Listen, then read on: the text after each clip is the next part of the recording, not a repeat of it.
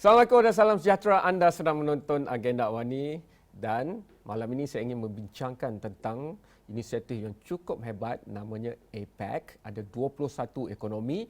Oleh itu, izinkan saya berbicara dalam bahasa Inggeris because we want to reach out over internet and everywhere else. This discussion is very important.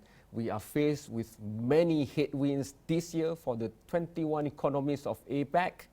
But Malaysia is playing a key role. Secretariat, the meeting this year, we are chairing it.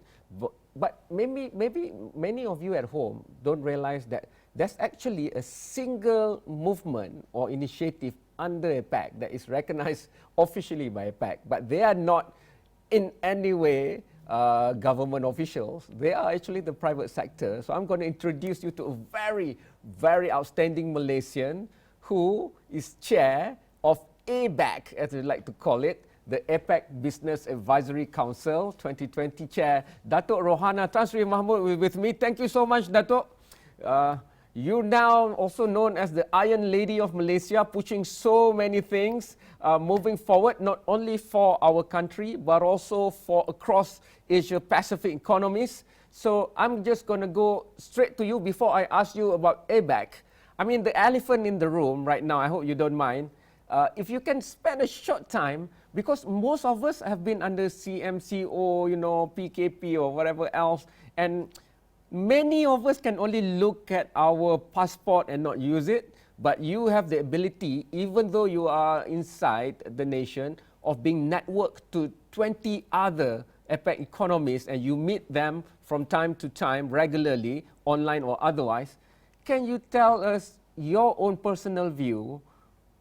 Is there hope for us moving forward? Because many people, when they get into isolation, they feel that out of sight is out of mind, and how are we doing? The number of cases of pandemic, the economic havoc caused by the pandemic is also getting worse.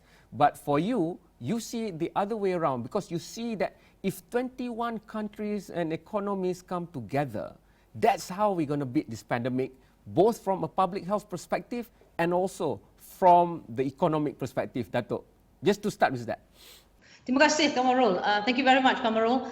And thank you very much for your kind words. I think a lot of people may not want to believe you. But anyway, this year, 2020, Malaysia is very privileged, very honored to be able to host APEC. When we agreed a couple of years ago to host APEC, the last thing on our mind was, having to do it virtually. All the while we thought, okay, this is an opportunity for us to showcase and profile the best and the brightest in Malaysia. Yeah. When this thing happened, our first meeting, ABAC is basically the business voice of APEC. We are appointed by the leaders, and there's 63 members, 21 economies, 3 per economy. There are about 63 of us. And what we do is we provide advice to the leaders on specific issues, on specific business-related issues. Yeah. So when we had our first meeting, we had it in Sydney, Australia, physical meeting, and we had a great meeting. And at that point, already we heard the possibility, kemungkinan, that there was this thing called coronavirus, COVID-19, novel corona. So, but when we left Sydney, there was the hope that our second meeting can still be physical. But unfortunately, as you know, the rest is all history. We couldn't do it. Now, to answer your question, how did we manage everything in isolation? This is one thing that we've discovered, not just in APEC, but across the world, the power of digital connectivity. That, at the end of the day, no matter what happens, when you are connected, 53% of the world are connected to the internet. Based on that, we can talk to each other. So ask me how many meetings have I chaired, how many meetings I've attended, Kamarul? Good Lord, so many. Beratus, a few hundred meetings, yeah? And even Malaysia as host, MITI is in charge of APEC, and they have had, sometimes about 2 to 3 meetings a day. So, of course, it would be much better if we were to have a physical meeting, but under the present circumstances with COVID in place, it has not been bad. We have missed each other, but the point is that the work needs to we have to get the job done. We need to get a message across. And to be honest with you, Kamarul, with Malaysia this year, under the leadership of the current government, we have done not a bad job. actually quite a admirable job. Yeah, so we've managed regardless with digital connectivity. Dato, I have a set of questions here, but I want to jumble it up a bit. We know that APEC faced a lot of challenges before. So even before 2020, you know, for those who follows APEC, like us in the newsroom, we know that the leader's statement for the past few years, we haven't really seen it because it's quite difficult to get an agreement. The headwind before the pandemic was these two giants of economies of the world, America and China, you know, at loggerheads. I remember I was at the World Economic Forum in Davos when that was also hugely debated and discussed.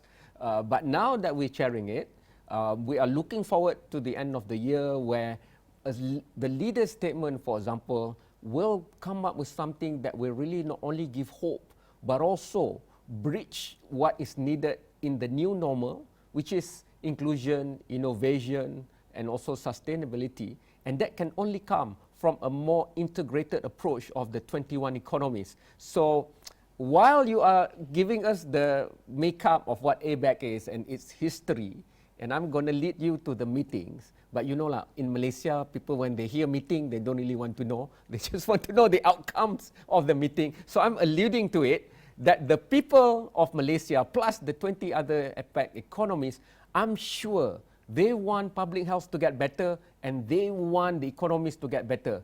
And like WHO has said, the only division that, you know, makes us separated to fight this pandemic is only our own divisions. COVID doesn't do anything that has not been done to ourselves by ourselves before. If we are integrated, we can kill off the infection rate and we can put it under control. So goes for the economy. So what can you tell us? Please, Dato, give us some bright sparks that you think ABAC will strongly push to the leaders of APEC that can solve our predicament right now. Thank you, Kamaru. You hit the nail on the head. Okay. Now, when you talk about leaders' declaration, this year is going to be a very challenging year. We not only have to come out with the leaders' declaration, we also have to come out with a new vision for APEC. The last vision was done in 1994, and that was done in Indonesia, and that was called the BOGO Goals. And one of the reasons why Malaysia put up its hand to host this year was because of the expiration. BOGO doesn't exist anymore, and will take over. So you were also correct to point out that we have not had a leaders' declaration in 2 years. In 2018, I was in Papua New Guinea together with the Prime Minister, and there was some misunderstanding between two of the largest economies. By the way, between the two of them, they own 40% of the global GDP, China and the United States. And there was a simple matter of the WTO. One wanted reform, the other one didn't want to reform. But I'm making it very, very simple. So in the end, we couldn't come to a leaders' declaration. So the meeting ended on a very nice note. Everyone was happy, and we did a lot of bilateral, lots of wonderful things, but there was no leaders' declaration. So we thought, okay, the challenge now is for Chile. Last year, Chile, you have to come up with a leaders' declaration because, you know, we represent 60% of GDP of the entire world. Unfortunately, domestic unrest in Chile, and it was roughly about less than a month ago, the Chileans decided they couldn't. So Malaysia, well, the pressure is now on Malaysia. Dah letak the leaders' declaration, we have to come out with the new vision for APEC. Am I confident? Absolutely confident. I think what is making what's making us focus on coming out with the declaration is because of COVID-19. Now, with COVID, you know, it's very simple. APEC's strength has always been collaboration and cooperation. That has been the hallmark. With regards to free, open, fair trade, you're talking about investment, you're talking about cooperating and basically trading with each other. Malaysia is a classic case in point. So why am I confident? I think that with COVID, you have no choice, but you have to do a couple of things. First of all, you have to reopen borders. Number two, you have to ensure that free and open trade and investment are key to growth. And you know, so when economies are already starting their green bubbles, they're opening up their economies. Countries like New Zealand and Singapore was one of the first few countries in April or in May where they have this bilateral, where they will continue things with essential goods and all that. Since then, many other countries have joined them already. Yeah. And then the other thing that we must remember is that when it comes to COVID-19, when we're talking about public health security, and then we're talking about socio-economic challenges, no one economy can go it alone. There's not a single economy. So we have to get together and we have to ensure. And for the Asia Pacific, APEC leads the way. And I'm very proud of the fact that Malaysia is chair this year, and we have this opportunity. In July of this year, ABAC, the private sector of APEC, we came up with a report. We came up with a report to leaders and to ministers, and very basically, if you can bear with me, we're asking them to only do a couple of things that will involve making sure that markets are open and stays open. Number one, we told them, can we keep our markets open for goods, services and investment? Okay. Number two, we are saying we have to ensure that we minimize supply chain disruption. So if we supply gloves and then we have issues, we're the largest suppliers of gloves in the world. So what if they have tariffs and they have problems with us? So this is where PPEs and a few of essential goods have to be traded. And how do we do it? We have to ensure that supply chain disruption. And then you have things like, I don't know whether you realize that every single APEC economy, 97% of them are micro, small, medium enterprises. I do realize. Yeah. You know that, right? And what do? We have to support MISMIs. And how do we do it? And we have to do all. So our government, for example, we've got a series of fiscal packages, stimulus packages, moratoriums on banks, and that is happening right across all of the APEC economies. So we are doing that, and already economies are cooperating even before the leaders meet leaders are meeting on November the 20th. So all these are happening, and happening very successfully. I read this morning somewhere that Australia and Singapore are opening lanes. Malaysia and Singapore is already open. Then you got Japan coming in. Various economies are already opening. Tourism is badly hit, and that is also going to open slowly. So based on the things that's happened for the last 8 to 9 months, I'm very confident that we will get together, because if you keep on to isolation, you keep on to protectionism, nothing is going to move, Kamarul. We're not going to get a lot of things done. So on that note, I'm quite confident, and with the current leadership in Malaysia, we should be able to push that through, and we should have a declaration as well.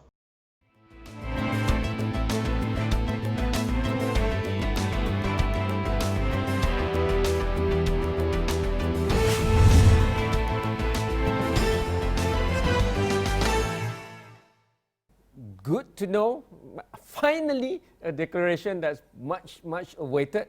And I like the fact that we play a key role this year as chair also and secretariat to look at the new vision. But before I go to the new vision, Dato, I know you're going to have your 4th ABAC meeting soon.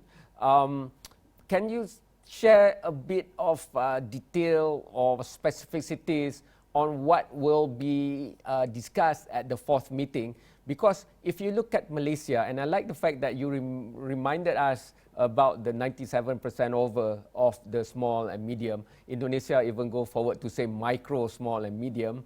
And we know that many of them are still not in the prime position to transform digitally. And I know that in your meetings, a little bird or few little birds have told me that there's a lot of emphasis being focused upon on innovation and digitalization and digitization, data, supply chains, networks, and all those stuff. So I'm just wondering, at the 4th ABAC meeting, would there be specific things to look at the digital gaps that we have in all the 21 APEC economies, and instead of, maybe then we can come up with innovation or innovative things like, we don't have to go alone, one country by one country, to be digital. If we work together, 21 economies working together, can you imagine how powerful that is? Because it always is the perception that cost is high for us to go digital. But I think if we do it together, we conquer the supply chain together, we built it together from the get-go, we will reap the rewards, and having lower costs added, Dato, isn't this what all us APEC economy and economist members and citizens like me should be looking for? Yes, Kamarul, we should be looking for cooperation on a variety of levels. At the fourth ABAC meeting, we are simply, it's basically a closing meeting where Malaysia will probably hand over to New Zealand next year. But the most important thing that we're going to do there is we're going to discuss what we've done for the entire year.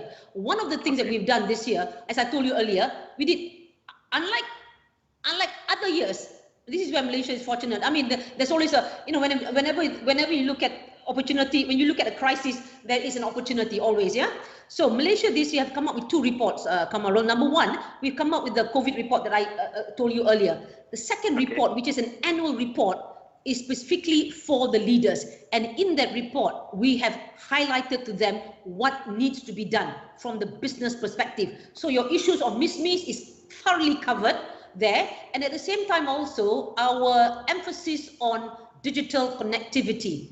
It is going to be difficult, but a lot of the APEC economies have already started this process. And Malaysia, I must say, we started much earlier than most of the other economies. What we're going to do is basically at ABAC 4, we're going to look at what we have done, what are the key challenges in an environment that is public health security challenge, socio-economic challenge, and every single economy in APEC minus China. Can you imagine? Malaysia will probably be contracting 5.2%. I mean, I don't want to talk about Singapore and all that. I mean, everyone is going to be in a mess, the United States included. China is going to grow about 6.4%, yeah, because of the nature of the economy and because it's a centrally planned economic system. Maybe I shouldn't say that. But anyway, all the same, we have come up with a report for the leaders. And in that report, Kamarul, we've identified what are the key issues that leaders should be doing. But coming to the point, there's no point just talking about this should be done, that should be done. But we are emphasizing on one thing and one thing alone. All 21 APEC economies must cooperate and collaborate in order for us to move forward. And our collective efforts towards this deeper regional economic integration is critical. Otherwise, we can't. This is like beggar thy neighbor, help thy neighbor, and we have to do that. You're looking at economies like Papua New Guinea, Latin America, Malaysia. So we need to cooperate and work, and we have to do that. So the report, I don't know, you may not have a copy. We may not have sent it to you, Kamarul. I will do that after this. The report basically is asking for leaders. Listen, there are immediate, immediate recommendations during APEC, but the long-term one, which is laying the groundwork for economic recovery, we have identified what those are. So I think the leaders should be happy with this report because we are this year we are very specific. Tak adalah kata, very general terms. No. So based on this report, I would imagine that there is a clear follow-on for New Zealand. New Zealand will be able to continue because if you ask me, Kamarul, I'm an optimist by nature, always is, always has been. But will COVID go away? Good Lord, I don't think so lah, Kamarul. Susah sikit lah, yeah. I think we'll probably live with it for 2021, 2022 maybe. We'll live with this. But back to your question, we've got a set of recommendations for leaders. The same thing when I speak to the joint ministerial meeting, I'll be doing the same thing as well. Listing out what are the priorities for the business community. Dato, before I go to the new vision, I would like to steal a bit of time, sitting with 62 private sector leaders of the APEC economies, that's such a powerful grouping. And I've always admired APEC because the members don't call themselves countries, they call themselves economies. So private sector, I'm in the private sector, you're also looking at the private sector. One of the beauty about it is we move very fast and agile because we have many stakeholders that we have to answer to. So sitting with 62 others and 60 others from non-Malaysian economies, what have you seen? What have you seen that also give you hope? I know you're an optimist, but hearing it from the private sector sometimes cut through a lot of other noises And that's the thing that I'm asking you to share with us, because many of us in the private sector sometimes look forward to our counterpart but we do not have the platform. So what can you tell us from 63 leaders of the private sectors of APEC economies? Since we were founded in 1995, I think we have been a group that has been very independent, and we only report to the leaders, and we call a spade a spade. And when you look at the ABAC membership, they are chairmen of banks, chairmen of huge associations, former top CEOs across the board, and of course, medium, small, micro enterprises. They are also represented, And then we have a diversity. Women are well represented in APEC as well. So what is interesting is that we basically call it what it is. The reality on the ground. What are the key issues? So when we began this year under Malaysia's chairmanship, the first thing we said, how do we move forward? What do we do?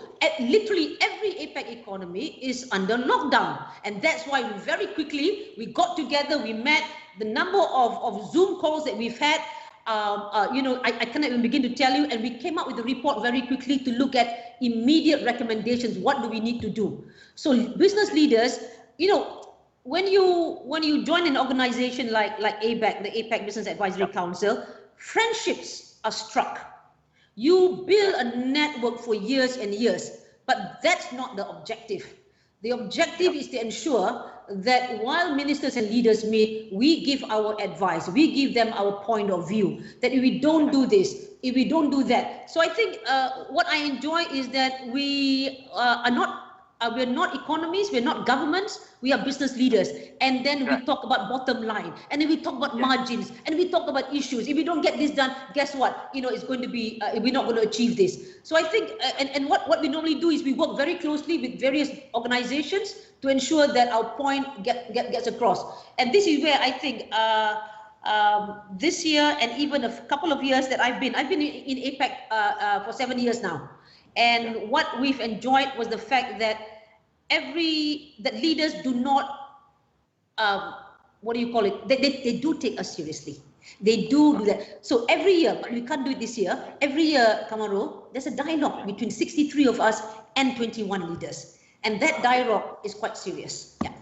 So Dato, share a bit about the new vision for APEC. Where are we going? There's a lot of challenges. I am not supposed to do that, Kamaru. A bit only lah, hint. Just give a few hints only. Oh, I cannot even give you a hint because that is the... Okay, let me rephrase it for you. How would APEC now, looking at the pandemic with hindsight now, look at the issues of sustainability? Because this is a zoonotic virus, for example, rapid development that encroaches into the natural ecosystem, virus from wild animal crosses over to humans and stuff like that. So, and we all heard about the Arctic melting, Antarctica also now being jeopardized, the amount of ice that's, melting and increasing the rise of sea levels. And APEC economies, we are the most affected by any sea rise, for example. So let me rephrase to it that way to you, because the youth of APEC, they are a huge percentage of our population. They are now rising all over the world, just like the trend of the 21st century, the voices of the young. So how do you think we can talk to the young as Malaysia hands over to New Zealand, that the promise of sustainability, for example, will be ingrained, be it in the private sector or the public sector? Okay, I won't talk about the vision, but I will tell you what most likely the vision will have to look like post-COVID-19. Yeah, when we kicked off this year's theme, we talked about integration, innovation, inclusion. After COVID-19, we had to modify our theme. So then we put there integration, innovation, inclusion plus sustainability, moving towards recovery and resilience. Now, what are the key items? If you're an economy, what would you do? So I assume that all the APEC economies, and this is agreed amongst the ABAC members, we are looking at issues of the most outstanding thing that's happened and that's impacted, has affected all our economies, and that's helped a lot of economies, digitalization. So that is going to be key. In any vision, that will be there. Now, the second vision, the second key point I think that they will consider is deeper economic integration. We have to continue to keep our borders open. We have to continue to trade with each other. We have to do all these things, and the supply chain and all that. Yeah. So I would imagine that we still have to do that amongst all the 21 economies. Finally, you brought it up so many, I think more than once, the issue of sustainability. And that's key, Kamaru. That's very, very key, because you're talking about not sustainability in a sense, but you're talking about climate change. You're talking about circular economy. You're talking about the role of youth and all that stuff. And we have to address this. And climate change, in our report, the ABAC report, is key and central.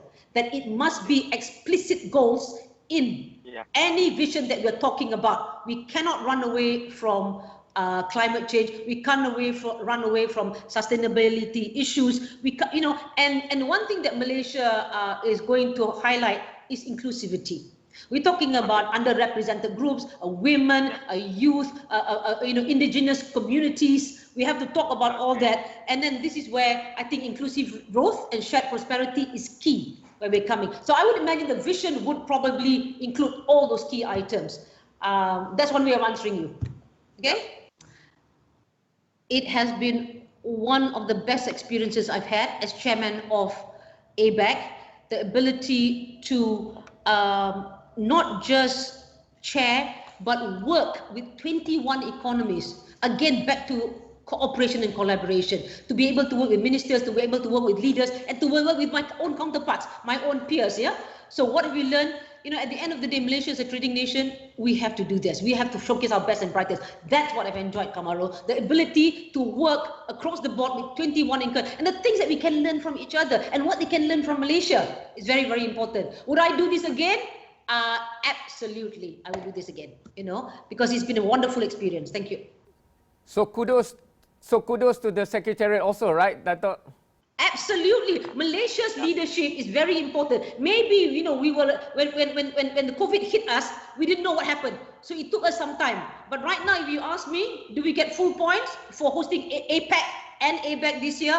Yes, we do get full points. Thank you so much. Terima kasih banyak kepada Datuk, terima kasih banyak kepada ABAC, terima kasih banyak kepada MITI dan juga APEC 2020. Ini adalah Agenda Awani dan kita akan sentiasa terbuka untuk berbicara, berdagang dan sebagainya. Sekian, selamat malam, terima kasih.